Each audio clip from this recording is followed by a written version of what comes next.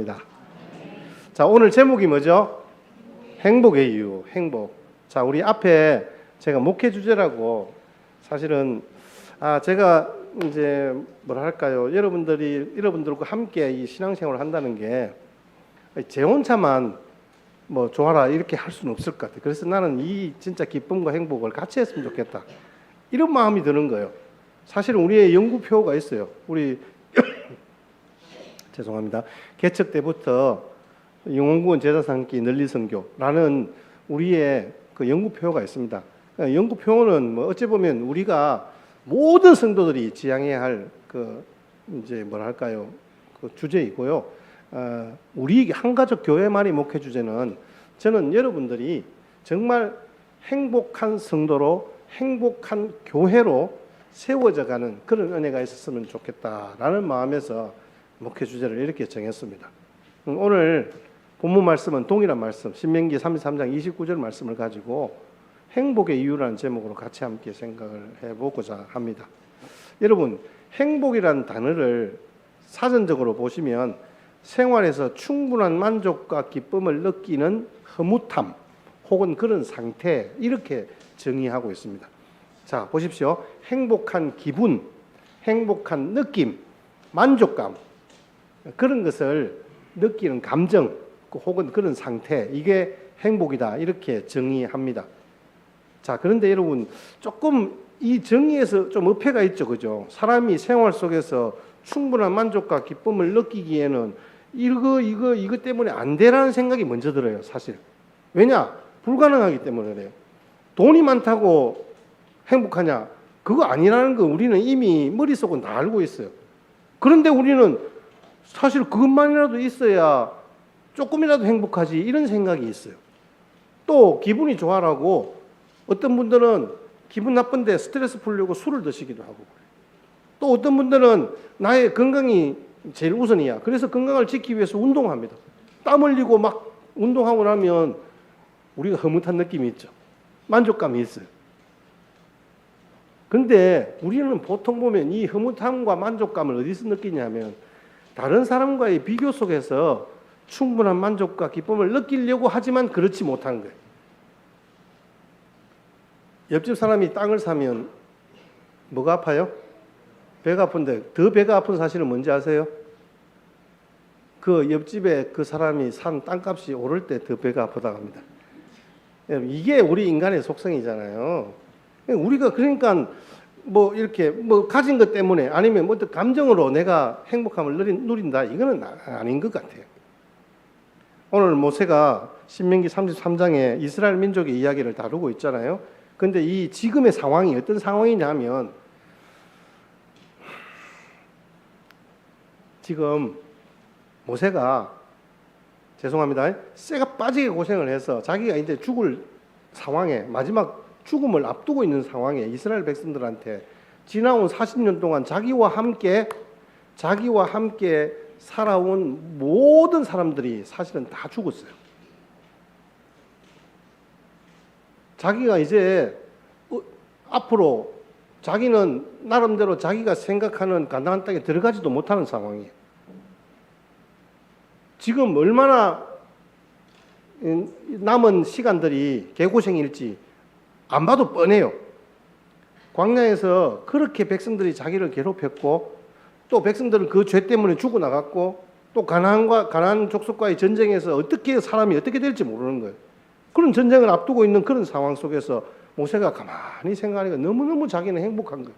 그래서 나는 행복자다, 이렇게 하면서 그걸 내 혼자만 누리고 있기가 좀 마음이 안 든 거예요. 그래서 백성들을 모아놓고 지금 설교 중에 지금 이 이야기를 하고 계신 거예요.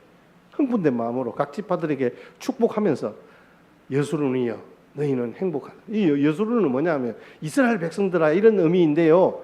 우리로 따지면 우리 손자들을 부를 때 뭐라고 합니까? 아이고 내 새끼들아, 이렇게 하잖아요. 아니 내 새끼야, 제가 이상한 발음을 하니까 좀 이상한데, 집에서 하면 좀 안 이상합니다. 집에서 하면 안 이상한데, 아이고 우리 새끼 이렇게 하잖아요. 어이구 이렇게 하면서 이 모세가 지금 그렇게 이스라엘을 별명 부르는 거예요. 여수룬, 이렇게 하면서. 그게 23절, 24절에 이렇게 쭉 나와요. 여수룬이라는 단어가. 오늘 29절에는 그래서 그 여수룬을 향해서 너는 행복자다, 지금 이 이야기를 하고 있는 거예요. 너같이 구원을 얻을 자 누구냐라고 얘기해요. 여러분 9세기경에 세계를 지배했던 스페인 사라센 왕국에 압둘라만 3세라는 사람이 있습니다. 이 사람은요, 우리가 알고 있는 솔로몬보다도 어찌 보면 더 현대적인 의미에서 더 많은 것을 가진 사람이에요. 49년을 통치했어요. 더 많이 통치했죠. 그리고 솔로몬이 얻었던 후궁들, 첩들보다 훨씬 더 많아요. 그 사람은요, 이 사라센 3세는 뭐냐면 3,321명, 압둘라만 3세, 이 사라센 제국의 왕이 3,321명의 아리따운 왕후들을 건드렸고 무려 자녀들이 616명. 그럼에도 불구하고 자기가 마지막에 죽으면서 이런 고백을 했어요. 내가 오랜 세월 영예로운 통치에도 불구하고 진정으로 행복했던 시간은 단 14일밖에 없다. 이렇게 얘기했어요. 근거가 정확히 뭔지는 모르겠어요. 그렇지만 그 왕도 자기가 그렇게 49년간, 50년간을 통치하면서 자기가 행복을 누린 시간은 14일밖에 없다. 이렇게 이야기합니다. 왜 그럴까요? 진정한 행복을 주는 것은 자기가 가진 소유가 아니기 때문에 그런 거예요. 오늘 우리에게 말씀이 주시는 의미와 의도와 주제는 여러분들이 아시잖아요. 제가 여러분 굳이 제가 이렇게 말씀이 이렇습니다라고 이야기하지 않아도 여러분들은 이 말씀을 딱 읽는 순간에 목사님이 무슨 말씀 하실는지 여러분들이 다 파악이 되잖아요. 참 행복은 누가 주시는 거예요? 하나님이 주시는 거 맞아요. 하나님을 떠난 인생은 모든 것을 다 가져도 행복할 수가 없습니다. 반대로 세상의 모든 것을 다 잃어버려도 하나님과 함께하는 인생은 행복한 삶을 영위합니다. 이게 바로 오늘 우리가 함께 말씀 가운데 서서 아멘하는 저와 여러분들의 삶의 모습이에요. 맞습니다. 지금 국인꾼들처럼 서 있는 그 백성들을 향해서 모세가 그 이스라엘 백성들을 향해서 그렇게 지금 선포하고 있는 거예요. 우리는 행복한 사람이에요. 지금 그런데 어때요? 모양은 가장 보잘것없고 초라하고 슬프고 비참한 상황이에요.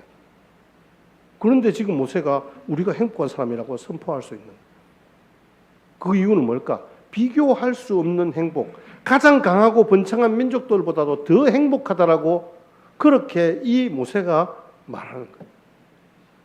그 이유는 우리는 그 행복을 하나님을 중심한 행복이다라고 말하고 있는 거예요. 하나님 중심적 행복, 이렇게 표현할 수 있겠죠. 어떤 일의 성취나 내가 가진 만족으로 누리는 감정이 아니라 하나님께 대한, 하나님이 나와 함께 하심으로 나는 행복자의 삶을 살아간다는 거죠. 그래서 하나님이 주시는 행복을 누린다는 거예요. 여러분, 믿음은 볼 수 없어요. 믿음은 기대할 수 없는 것을 기대하게 합니다. 그래서 그 믿음대로 우리가 살아간다라고 이야기를 합니다. 그런데 믿음대로 살아간다는 것이 내 욕심과 욕구대로 밀고 나간다 이런 의미가 아니에요. 우리의 주위의 환경에서 부정적이고 비관적인 것을 찾기가 훨씬 더 쉽잖아요. 그런데 은혜로 하나님이 내게 주신 것들이 하나님의 은혜였음을 압니다라는 이 마음과 생각이 결국 우리에게 가져다주는 진정한 행복이라는 거죠.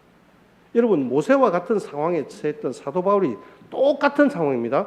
끔찍한 상황에 직면했잖아요. 사도 바울은 자기가 하고 싶은 것을 아무것도 하지 못해요. 지금 자기는 몸에 병이 있어서 뭔가를 할 때마다 힘들고 어려워요. 그리고 가는 곳마다 매를 맞고 감옥에 갇히고 돌에 맞고 죽을 고비를 몇 번이나 넘겼는지 몰라요. 그런데 그 사도 바울이 뭐라고 고백합니까? 나는 근심하는 자 같으나 항상 기뻐한다 라고 말씀하고 있습니다. 이스라엘 백성들이 지금 그만큼 행복감을 누렸다면 우리 신약시대 저와 여러분들은 얼마나 더 행복하겠습니까? 한번 생각해 보세요. 지금 하나님에 대하여서 훨씬 더 많이 알고 있는 거예요. 우리가 모세보다. 모세는 지금 광야에서 백성들에게 하나님이 가라 하는 거 가는 거예요. 그냥 따라오라는데 말은 안 들어요. 그럼 막 사건 사고가 일어나요. 친척과 형제들이 막 죽어나가요. 여러분, 그런 모습 볼 때 와, 하나님 대단하신 분이다, 하나님 좋네, 이런 마음이 들까요? 아니면 언제든지 나도 저럴 수 있다, 나도 죽을 수 있다, 이런 마음이 먼저 들까요? 나는 후자라고 생각해요. 아마 그런 일들을 볼 때마다 모세는 너무너무 마음이 힘들었을 것 같아요. 하나님이 정말 창조주시고 심판주시고 구원주시고 우리 주님이신 걸 내가 알겠는데, 하나님인 건 분명히 알겠는데 뭔가 하나님이 좀 마음에 가깝지를 않아요. 썩 하나님과 손잡고 싶지 않아요. 이런 느낌들이 있는 거예요. 마음이 계속 무너져 내리는 거예요. 그런데 지금 우리는 어때요? 그 모든 것들 다 알고 있잖아요. 그리고 우리의 모든 연약함과 모든 문제들을 책임지고 십자가에 못 박혀 죽으신 우리 주 예수 그리스도로 말미암아 구원받은 하나님의 백성이죠. 오늘도 그런 기쁨을 함께 누리는 예배 자리에 불러주시고 주님 만날 그날에 천국을 소유하며 살아가는 하나님의 자녀들로 우리를 불러주신 거 우리 너무 잘 알잖아요. 이거 생각하면요, 우리는 모세보다요 한 1000배, 10,000배 정도 하나님을 더 많이 알고 있는 거예요. 아멘. 자, 우리 같이 한번 받아가십시다. 우리는 더 많이 알고 있다. 여러분 잘 기억하십시오. 우리는 더 많이 알고 있다. 자, 그리고 하나님의 그 위대한 구원을 더 많이 경험했어요. 그렇지 않습니까? 하나님이 나를 지켜주시고 인도해 주셨던 하나님의 은혜와 구원을 모세보다 훨씬 더 많이 경험했어요. 모세 40년 동안 그 구원을 경험했다고 하지만 그런 사건이 일어날 때마다 하나님과 직접적으로 대면하고 좀 예민하게 반응했던 건 사실이에요. 그러나 우리는 매 순간이 성령 하나님께서 우리를 지키시고 인도하시는, 여러분 그 은혜를 여러분 누리지 않습니까? 매일 새벽마다 주님 앞에 나와서 기도할 때마다 여러분 마음에 벅참과 감격이 있지 않습니까? 우리는요, 그래서 모세보다 훨씬 더 행복한 사람이다라고 고백해야 되는 거예요, 사실은. 그런데 이상하게도 자꾸만 우리는 요래저래 따지고 있어요. 요것 때문에 저것 때문에. 또 비교하고 있어요. 모세는 그렇게 하나님께서 직접적으로 은혜 베푸시고 함께 해주시고 지켜주시기 때문에 행복했지, 우리는 하나님이 직접 지켜주는 것 같지도 않고 나는 왜 이렇게 살아야 되지? 이런 마음들이 드는 거예요. 이유가 뭘까? 외적인 상황을 계속 보는 거예요. 외적인 상황. 모세처럼 나는 하나님이 주시고 하나님의 백성들이 갖는 행복을 즐기며 죽고 싶다. 저는 그런 마음이 있어요.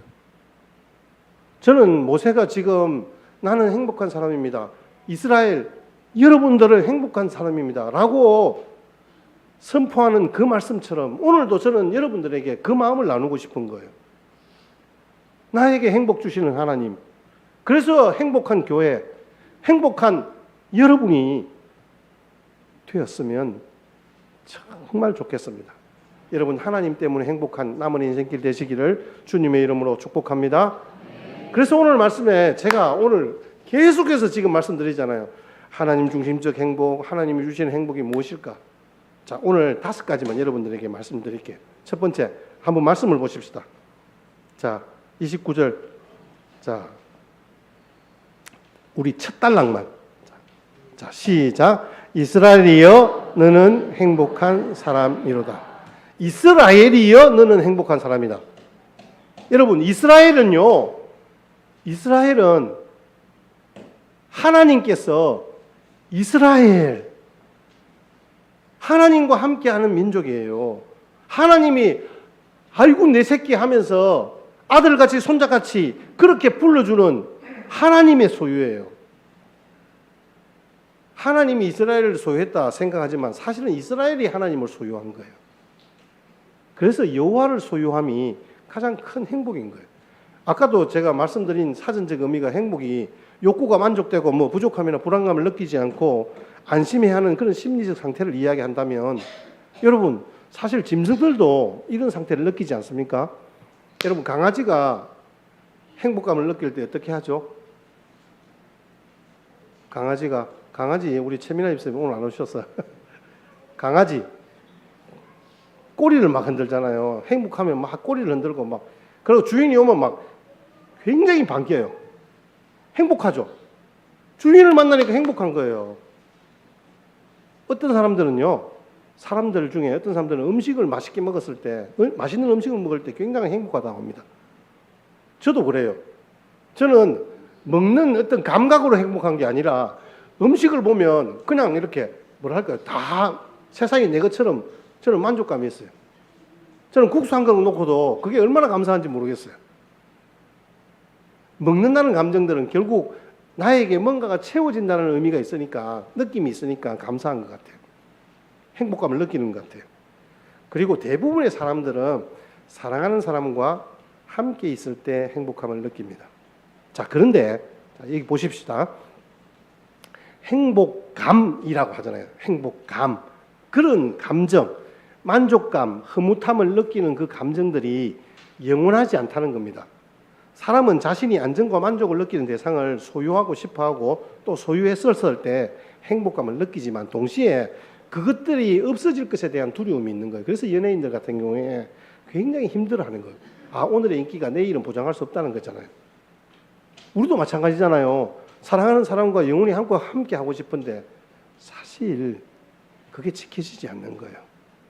당신 없는 행복은 있을 수 없다라는 노래를 부르지만 결국은 그것도 영원하지 못해요. 내가 지키고 싶다고 사랑하는 사람이 지켜집니까? 우리의 사랑하는 가족들이 무슨 사고를 당하고 어려움을 당했다는 소식이 들을 때 막 억장이 무너지잖아요. 영원히 같이 하고 싶은데 어느 순간 그냥 떠나가 버리는 거예요. 자녀들도 떠나고 배우자들도 떠나고 형제들도 떠나는 거예요. 이렇게 본다면 지금 우리들이 갖고 있는 또 갖고 싶어하는 것들이 진정한 행복인지에 대해서 우리가 숙고해 볼 필요가 있는 거예요. 그래서 진정한 행복이라면 우리들의 영혼욕의 모든 삶에 영원한 만족과 안정감을 주어야 진짜 행복한 거잖아요. 그것 때문에 행복하다라고 이야기할 수 있는 것은.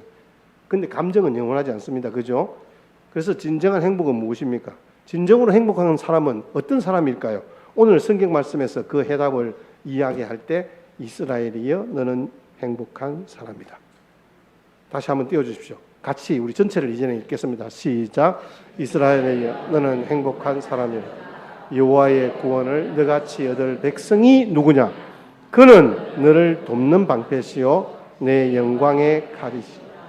내 대적이 복종하리니 네가 그들의 높은 곳을 밟으리다. 아멘. 여러분, 행복의 핵심인 여호와를 소유했다. 그 여호와가 우리에게 주시는 것들이 무엇이냐라고 했었을 때 신명기서 자체가 모세가 지금 이야기하고자 하는 것이 행복을 구원으로 이해하는 거예요. 하나님이 우리를 구원해 주시고 지켜 주셨다는 거예요. 그 구원을 주시는 분이 여호와이시고 그 여호와가 우리의 방패요 칼이라는 거예요. 오늘 우리가 이 말씀이 특별히 시편 73편 28절 말씀이 우리에게 오늘 주시는 말씀과 아주 유사하다고 봐요. 같이 한번 읽겠습니다. 시작. 하나님께 가까이 함이 내게 복이라. 내가 주 여호와를 나의 피난처로 삼아 주의 행적을 전파하리이다. 아멘. 여호와 하나님을 가까이 함이 가장 큰 복인 줄 믿습니다. 이유가 뭐예요? 피난처잖아요. 여름이 되면 생각나는 게 저는 물가에서 항상 지냈던 것이 생각납니다. 우리 아이들과 같이 내과에 가서 막 이렇게 같이 놀고 있는데 비가 온 뒤에 계곡의 물들이 확 불어나거든요. 막 황토물이 확 덮쳐오면 굉장히 겁납니다. 근데 제가 깜빡 졸았는지 어쩐지 모르겠는데 막 그런 이게 물이 저에게 막 덮치는 그런 어떤 그 경험이 있는 거예요. 근데 가만히 알고 보니까 거기에 우리 아이들이 있다라고 생각했는데 아니에요. 이미 전부 철수해서 집에 있는 거예요. 안전하게 집에 딱 있는 거예요. 그게 바로 여러분 피난처다라는 의미예요. 위험이 우리에게 닥쳤지만 우리에게 안전을 보장해주는 피난처, 집에 있는 거예요. 우리 인간이 만든 피난처는 뭐 그 정도 수준밖에는 되지 않지만 하나님은 이 세상을 창조하신 창조주시잖아요. 전지전능하신 무한한 주님이시잖아요. 은혜와 자비와 긍휼이 풍성하신 주님이시잖아요. 그래서 그 여호와 하나님이 나의 피난처가 된다라는 것은 세상에 어떤 일들이 일어나더라도 저와 여러분들은 안전하다는 거예요. 그래서 그분이 피난처이고 그래서 우리는 그 행복이 멀리 있지 않아요. 아주 가까이 있는 거예요. 근데 자꾸 우리는 그 행복을 붙잡으려고 그래요. 소유하려고 그래요. 그러면 잡히지 않아요. 좀 웃긴 이야기지만 큰 개가 있어요. 근데 그 큰 개가 밖에 나가서 보니까 아주 작은 새끼 개가 자기 꼬리를 잡으려고 뺑뺑뺑뺑 도는 거예요. 여러분 그런 모습 여러분 보셨죠? 실제로 저는 자주 봤습니다. 걔가 자기 꼬리를 보고 계속 그 잡으려고 뺑뺑뺑 도는 거예요. 그 작은 개에게 물었어요. 큰 개가 물었어요. 야야 너 지금 뭐하니? 그러니까 행복을 찾고 있어. 누가 그러는데 행복이란 내 꼬리에 있대. 행복이 내 꼬리에 있다잖아. 그래서 그 행복을 잡기 위해서 내 꼬리를 쫓아서 도는 거야. 그렇게 하더랍니다. 큰 개가 하는 말이 야야 나도 그런 소리 많이 들었다. 나도 너처럼 꼬리를 잡으려고 했는데 그때마다 꼬리가 도망가더라. 그래서 나는 행복할 수 없구나 하는 생각으로 행복 잡는 거 포기하고 그냥 내 할 일을 찾아서 열심히 했는데 내 꼬리가 항상 내 뒤 따라오더라. 너 행복 잡으려고 쓸데없는 시간 낭비하지 말고 그냥 네 할 일을 열심히 해라. 그러면 그 행복이 너를 쫓아올 거야. 여러분 비유에 뭐 그냥 지나가는 이야기겠지만 행복이란 내가 쫓아간다고 해서 잡히는 것이 아닙니다. 행복은 억지로 쫓아진다고 해서 얻어지는 것이 아닙니다. 나에게 주어진 은혜들을 누리면서 주님이 나의 피난처이심을 알고 따라가면요 저절로 내 뒤를 따라오는 거예요. 근데 우리는 착각해요. 자꾸만 나의 어떤 내가 가진 어떤 것들로 뭔가를 만들어내야 된다고 생각해. 그래서 자꾸 과거를 생각하는 거예요. 뒤를 돌아보는 거죠. 뒤를 잡는 우리 강아지가 꼬리를 잡으려고 하는 것처럼 자꾸 뒤를 돌아보는 거예요. 제가 지난 주간에 이런 주제를 찾으면서 그 이름이 정확히 기자 이름이 영상 한번 띄워줘 보세요. 이분이 퇴직을 했어요. 방송에도 자주 나오시는 분인데 이분이 하는 짧은 강의, 세바시에서 하는 짧은 강의를 들었어요. 이분 이름이 뭐죠? 누구시더라? 표인경. 맞아요. 유인경. 유인경. 맞아. 유인경. 이분이 하는 이야기가 그 이야기였어요. 행복한 사람들의 특징은요, 뒤를 돌아보지 않더라는 거예요. 지금 현재 하나님께서 내게 주신 것들을 감사하며 살아가는 사람들이 진짜 행복을 누릴 수 있는 비결인 거예요. 자꾸 뒤를 돌아보면 뭐가 생각나냐 하면 과거에 내가 실패했던 것, 내가 성공했던 것들이 발목을 잡는 거예요. 그것이 나에게 좋은 추억이 되고 기쁨이 되고 감사의 제목이 되면 좋은데 그걸로 내가 뭔가를 만들어내야 된다고 생각하는 거예요. 우리가 약하니까 그럴 수밖에 없잖아요. 그런데 그렇지 않습니다. 행복은요, 뒤에 있지 않습니다. 행복은 항상 현재에 있습니다. 주님이 나의 피난처이심을 알고 어려움이 있을 때는 주님 앞에 피하면 되는 거예요. 그러면 저절로 뒤쫓아오게 되어 있습니다. 하나님께서 주시는 하나님이 주시는 행복이라는 것이 바로 그것입니다. 지금 나에게 주시는 하나님의 은혜를 여러분 붙잡으시기를 주의 이름으로 축복합니다. 두 번째, 하나님이 주시는 구원이 행복함입니다. 여러분 오늘 29절 말씀 상반절 보십시오. 여호와의 구원을 너같이 얻은 백성이 누구냐는 거죠. 지금 한번 너희들 봐라. 이스라엘 백성들. 너희들이 지금 그 애굽에서 종살이하면서 지냈던 그 시간들을 하나님께서 구원하시려고 이미 430년 전부터 계획하셨던 그 일들을 행하셨지 않느냐. 그런데 너희들이 불순종함으로 죄악 가운데서 하나님께서 멸하시려고까지 작정했지만 하나님이 지키시고 인도하셔서 우리가 그 광야에서 우리가 스스로 뭔가를 옷을 만들어내고 신발을 만들고 먹을 음식을 우리가 그렇게 농사지어서 얻은 것도 아니고 하나님께서 주시는 그 모든 일용할 양식으로 우리가 지내왔는데 하나님의 그 구원을 받은 백성이 지금 누구냐는 거예요. 우리 같은 백성, 우리 빼고. 여호와 하나님이라는 그 존재 자체도 우리에게는 큰 행복인 포인트인데 자신의 존재뿐만 아니라 그분이 행하시는 사역, 그게 뭐예요? 구원이잖아요. 하나님이 하시는 일이 구원이잖아요. 그 구원 때문에 나는 기쁜 거예요. 시편 51편 12절 말씀이 구원이 우리에게 얼마나 큰 복인지 잘 설명해 줍니다. 주의 구원의 즐거움을 내게 회복시키시고 자원하는 심령을 주사 나를 붙드소서. 우리가 불행하다고 느끼는 이유는 내 가운데 구원의 감격이 소실되었기 때문입니다. 불평불만이 가득한 이유는요, 구원의 즐거움이 퇴색됐기 때문입니다. 이 신명기 저자가 사용한 즐거움이라는 단어의 그 히브리어가 사손이라는 단어입니다. 이 사손은 기뻐함입니다. 뭘 기뻐하느냐? 하나님이 나를 위하여 행하신 사역, 즉 구원을 기뻐한다는 것입니다. 그 구원의 기쁨이 상대화되면 주변의 그 모든 상황들이 내게 자꾸 비교가 되는 거예요. 여러분, 그 기쁨은요, 나예요, 나에게 적용시키는 거예요. 자꾸 남들과 비교하고, 남들과 비교해서, 내가 너보다 나아. 하나님이 나를 더 사랑해. 뭐 이런 어떤 비교적 즐거움이 아닌 거예요. 구원의 즐거움만 회복되면 우리의 삶 속에서 행복의 생수가 넘쳐나는 거예요. 구원은 여호와께 있습니다. 주의 복을 주의 백성에 내리소서라고 고백하는 이 시편 기자의 고백처럼 저와 여러분들의 모든 삶에 있어서 선행하는 것은 바로 구원의 복인 줄 믿습니다. 오늘 시편 기자가 구원과 복을 딱 등치시킵니다. 오늘 이 시편 3편 8절 말씀에 보시면 하나님께서 열심히 일하시는 그 구원의 역사가 저와 여러분들의 삶에 걸음이 있는 거예요. 구원의 확신이 있고 구원의 가치를 아는 자는 어떤 환경에도 흔들리지 않습니다. 감리교회에 다니는 성도님, 우리 진영 감리교회 아니고요. 감리교회에 다니는 성도님이 철저한 불교 신자였다가 예수님을 믿게 되었습니다. 교회에 출석한 지 딱 7달 됐어요. 7달. 7개월이 지났는데 은혜를 받아서 교인들 앞에서 막 자신이 받은 은혜를 간증도 하고 그렇게 했어요. 근데 얼마 안 되어서 자신이 운영하는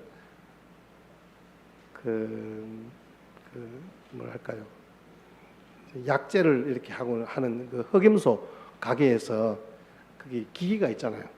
기계를 조작하다가 잘못해서 자기의 손목이 절단되는 사고가 있어요. 너무 좀 그렇죠, 그죠? 사실 그 이야기를 듣고 그 목사님과 전도했던 분이 너무 마음에 막 좀 힘들었던 거예요. 어떻게 가서 위로해야 될지도 모르겠고, 예수 믿어서 이렇게 됐다. 우리 보통 그렇게 많이들 해석합니다.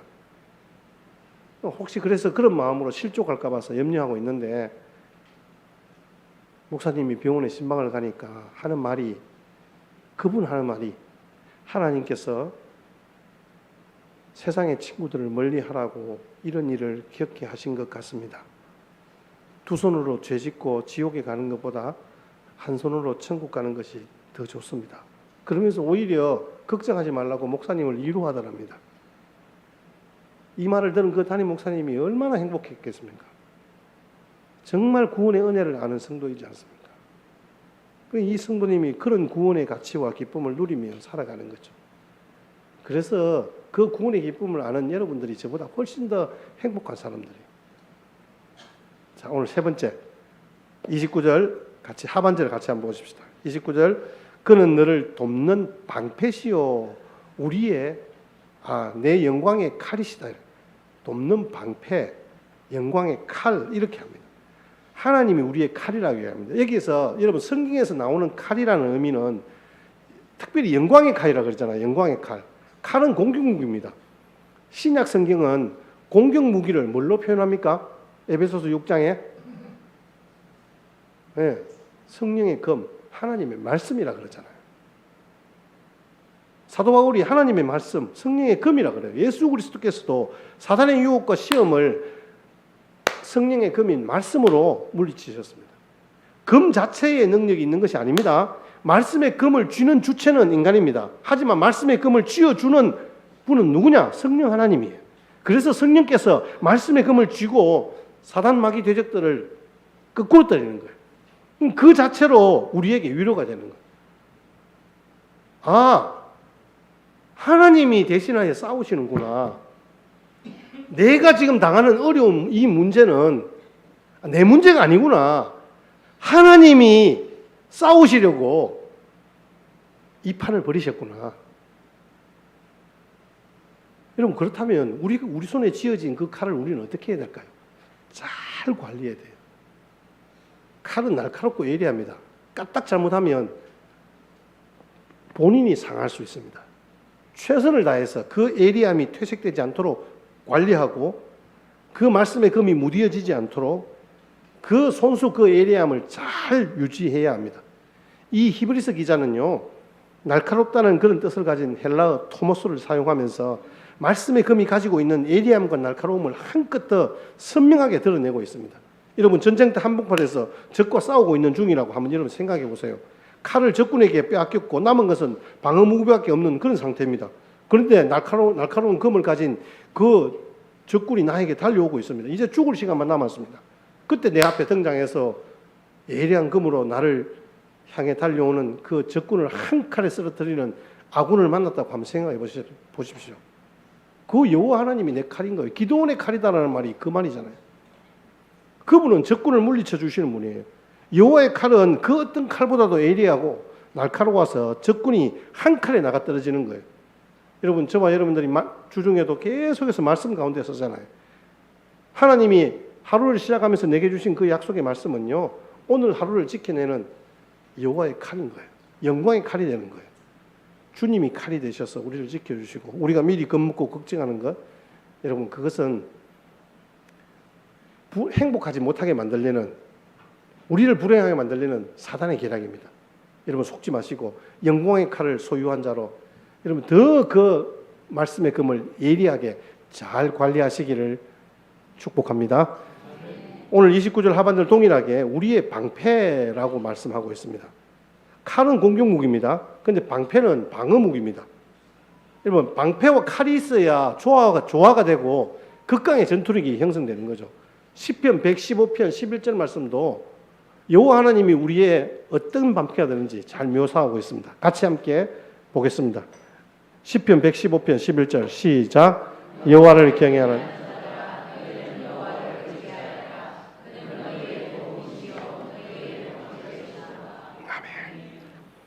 이 세상은 우리를 무시로 공격합니다. 육신의 정욕과 안목의 정욕과 이생의 자랑. 우리가 조금만 긴장을 늦추면 우리를 넘어뜨리려고 하는 사단의 그 계략이 얼마나 심한지 모릅니다. 세차게 우리를 향하여 쏟아 부어집니다. 우리의 힘과 능력으로는 이 공격을 당해낼 재간이 없어요. 지원군이 필요한 거예요. 의지할 사람이 필요한 거예요. 우리 사단의 공격을 막아줄 지원군이 필요한 거예요. 그래서 하나님은 도움이시요라고 말하고 있습니다. 그 하나님이 궁극적으로 방패가 되신다. 진정한 방패는 무엇일까요?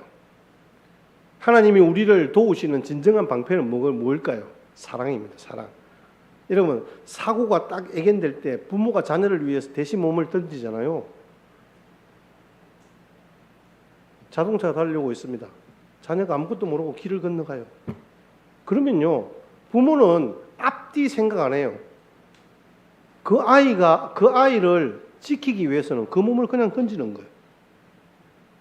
자녀를 살리는 이유는 딴 거 없어요. 그 자녀를 사랑하기 때문에요. 사랑이 가장 강력한 방패입니다. 사랑하기 때문에 희생하고 사랑하기 때문에 내 몸으로 포탄을 막아내는 거예요. 시편 144편 2절 말씀이 바로 그렇게 시인이 고백하고 있습니다. 같이 함께 우리 고백하겠습니다. 시작. 여호와는 나의 사랑이시요 나의 산성이시요 나를 건지시는 이시요 나의 방패이시니 내가 그에게 피하였고 그가 내 백성 내게 복종하게 하시오. 여러분 두 눈으로 확인해 보십시오. 여호와는 나의 사랑이요 나의 요새요 산성이요 건지시는 이시요 나의 방패시다. 내가 그에게 피난처로 피하니까 그분이 내 백성을 내게 복종케 하시는, 그래서 우리의 소유가 되게 하시는 하나님의 은혜가 있는 거예요. 사랑의 속성 가운데 하나가 오래 참음입니다. 그래서 사랑 때문에 우리의 방패 되신 하나님은요 오래 참으십니다. 온갖 화살과 창과 칼을 맞습니다. 그러나 오래 참아내시는 방패이시기 때문에 그 사랑의 방패이신 하나님을 소유한 사람은 행복한 거예요. 그러니까 내게 어려움이 밀려오고 막 정말 밀물처럼 우리를 엄습하는 것 같지만 사실은 그 문제가 직접적으로 나를 덮지 않잖아요. 이유가 뭘까요? 방패이신 하나님이 그것들을 막아주고 있기 때문에. 나를 낳아준 아버지가 계십니다. 나를 교육하는 선생, 스승님 되신 아버지도 계십니다. 근데 여러분 힘들 때, 정말 힘들 때 아버지라고 한번 불러보십시오. 이름만 불러도 힘이 납니다. 이름만 불러도 문제가 해결됩니다. 어디로 가야 할지 모를 때 여러분 아버지라고 불러보십시오. 앞길이 보이기 시작합니다. 희한합니다. 나를 인도해 주십니다. 지혜가 부족할 때 아버지 해보십시오. 꾸짖지 않고요. 후히 주십니다. 여러분 이 하나님을, 방패 대신 이 하나님을 경험하시는 행복한 저와 여러분 되시기를 주님의 이름으로 축복합니다. 그래서 여호와로 인해서 더 이상 대적이 없다는 사실이 행복한 거예요. 칼과 방패로 우리를 지키시고 대신 싸우시고 막아주시니까 우리에게는 이제 더 이상 대적이 없는 거예요. 여러분 제가 속지 말라고 하잖아요. 제발.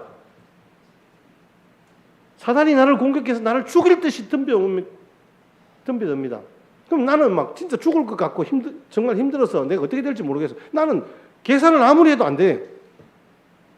나는 못하고 나는 실패하고 나는 그래서 질 것 같아요. 아무것도 못할 것 같아요. 근데 여러분 우리가 이기잖아요. 왜요?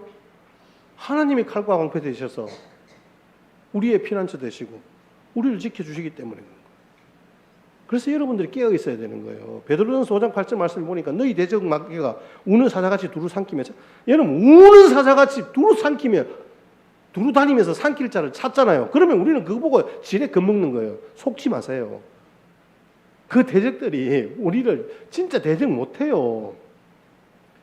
이 베드로가 안티디코스라는 헬라어를 사용해서 마귀야말로 우리의 대적이다 이런 의미로 이야기했는데 그 대적을 고발자, 원수 이런 뜻입니다. 저놈은 내 밥이에요. 내 겁니다라고 하나님 앞에 계속해서 고발하고 저놈이 이런 죄를 지었어요. 이놈은요 죽음 마땅해요. 그렇게 하나님께 고발한다요. 마귀라는 놈이. 그런데 이미 우리는 어때요? 예수님의 피값으로 사신 자가 되었잖아요. 내가 샀다. 하나님이 그 한마디 해주시면 우리는 끝이에요. 그래서 우리는 두려워할 필요가 없는 거예요. 대적이 없어요. 그래서 오늘 여러분들에게 결론을 말씀드리면 행복은 가능성의 이야기가 아니에요. 가능성의 이야기가 아니라 실제적인 이야기예요. 여호와와 함께 하려면 더 이상 대적은 존재하지 않습니다. 그래서 예수님 안에 있는 사람이 가장 행복한 사람인 거예요. 2023년 기준으로 대한민국의 행복 지수가 전 세계에 57이라 그러잖아요. 여러분들 아마 뉴스에서 보셨을 거예요. OECD 회원국 중에서 끝에서 네 번째래요. 우리나라가. 그리고 우리나라 전체에서 지역별로 경상도, 전라도, 뭐 강원도, 충청도, 뭐 서울 이래 있잖아요. 꼴찌가 어딜까요? 서울이래요. 우리 젊은 친구들은 서울 가면 무조건 좋다고 생각하잖아요. 거기서는 굶고 살아도 난 서울 가겠다 그러잖아요. 근데 서울, 경상도, 전라도, 강원도, 충청도 조사를 해봤는데 제일 꼴찌가 난 불행하다고 느끼는 사람들의 프로테지가 서울이 제일 심하대요. 한국 사람들은 스스로 행복하지 않다고 느끼고 있어요. 이걸 어떤 분이 비교의 미학이다 이렇게 이야기하는데 미학이 아니라 폐죠, 폐. 비교는요 우울하고 좌절하고 불행을 낳습니다. 행복하다가도 나보다 나아 보이는 사람이 딱 등장하면요 그만 내가 깨갱하고 그 행복은 끝나버립니다. 비교할수록 불행해지고 비교할수록 우울감은 더 깊어지는 거예요. 여러분 절대 속지 마세요. 그게 우리를 무너뜨리려고 하는 사단의 계략이란 말이에요. 성도는요 위기가 아니라 구원의 감격을 절대화시키는 그런 사람이 진짜 성도인 거예요. 하나님의 자녀는 내게 주신 하나님의 구원, 내게 칼이요 방패 대신, 그래서 나의 피난처 대신 그 하나님이 내 행복의 근원임을 갖는 사람은요 절대로 다른 사람과 비교하지 않습니다. 구원의 즐거움으로 살아내는 거예요. 스바냐 3장 17절 말씀, 우리 유명한 구절이잖아요. 같이 함께 우리 같이 고백하십시다. 시작. 너희 하나님 여호와가 너희 가운데 계시니 그는 구원을 베푸실 전능. 아멘. 그가 너로 말미암아 기쁨을 이기지 못하시며 너를 잠잠히 사랑하시며 너로 말미암아 즐거이 부르며 기뻐하신다 하리라. 아멘. 지난번에도 제가 말씀드렸잖아요. 여의도 63 빌딩이 동양 최고의 빌딩이었잖아요. 지금은 뭐 고층 빌딩이 많지만 1980년에서 85년까지 약 5년 동안 이 빌딩을 건축했어요. 처음에 그런 큰 철골로 막 가로 세로 세워가면서 나사로 고정하고 용접을 해가고 막 이렇게 세워가는 거 상상도 못했어요. 진짜 우리나라니까 하는 거예요, 여러분. 그렇게 해서 거의 꼭대기층까지 63층 그 꼭대기층까지 철골이 세워졌는데 그 현장을 방문한 비계공이 건축 기술자에게 질문을 했습니다. 비계공이 뭔지 아시죠? 예, 그걸 이렇게 세워가는 건축을 하기 위해서 옆에서 도와주는 그 사람이 건축 기술자에게 물었어요. 실제로 그 건축을 하는 조립하고 용접하는 그 사람에게 이렇게 높은 곳에서 일하면 무섭지 않아요? 라고 질문하니까 물론 무섭지요. 그런데 어떻게 이 꼭대기같이 일을 합니까? 올라와서 일을 합니까? 하니까 안전하게 일하는 비결이 있습니다. 그 비결이 뭡니까? 라고 하니까 절대로 밑을 쳐다보지 않습니다. 우리는 위로 하늘만 쳐다봅니다. 이렇게 이야기하는 거예요. 여러분, 우리 신앙생활도 마찬가지라고 저는 생각해요. 여러분, 밑을 쳐다보면요, 뒤를 돌아보면요, 시험에 듭니다. 밑을 바라보면요, 절망합니다. 낙심합니다. 불안합니다. 사람 바라보면요, 낙심할 수밖에 없어요. 남편 바라보면 낙심합니다. 아내 쳐다보면 실망합니다. 사람 쳐다보면 배신당합니다. 여러분, 우리의 도움은요, 하늘에 계신 하나님이에요.